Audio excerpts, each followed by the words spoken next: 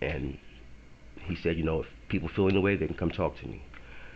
When the thing with Fiona happened that I sent the email about, and I asked because the last time I was told I was doing something wrong, they immediately sent me in writing policy, procedure, protocol, you know, 4.6, whatever the policy is, and how I was not adhering to my job.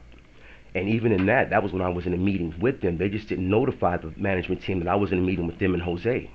That's not my responsibility. But that became an issue.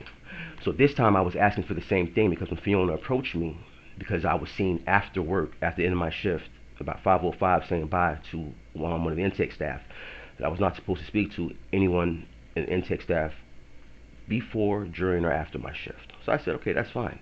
If you want me to do that, just please provide me with the policy and procedure in writing from NYU Employee Handbook, as well as the 1199 SEIU contract. That's all I'm asking for, as well as a list of individuals that I am able to or not able to speak with during, before, and after my shift, so I can make sure that I adhere to my job and that there's no room for error. I sent that email.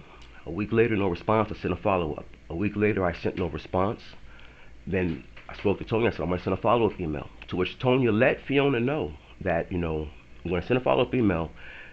Could you please reply, at least let him know something, so that he can do his job. He feels like he's being ignored. So that was a courtesy, because, she was going to go to the union after that. We didn't have to do that, but she did it as a courtesy.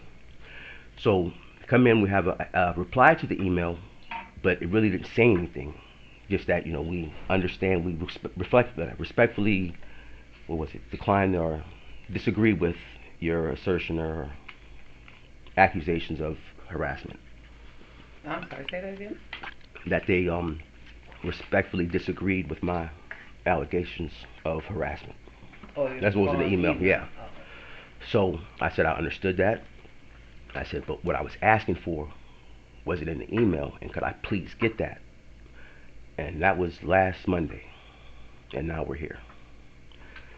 So when that happened with Fiona, when she was out after my shift, the staff was sitting there watching her come out and watch me and pace in the lobby. And then they said to me right after that, like, why are they always following you around? When you come out and bring the tablets, someone always comes out and asks, is everything okay? But they don't do it to anyone else. Now, I'm not saying this. This is what the staff is saying. Now, they have spoken to my delegate and said that they were willing to actually make written statements as well. She can tell you what they said to her. But I'm telling you what my experience was and is. And at this point, I don't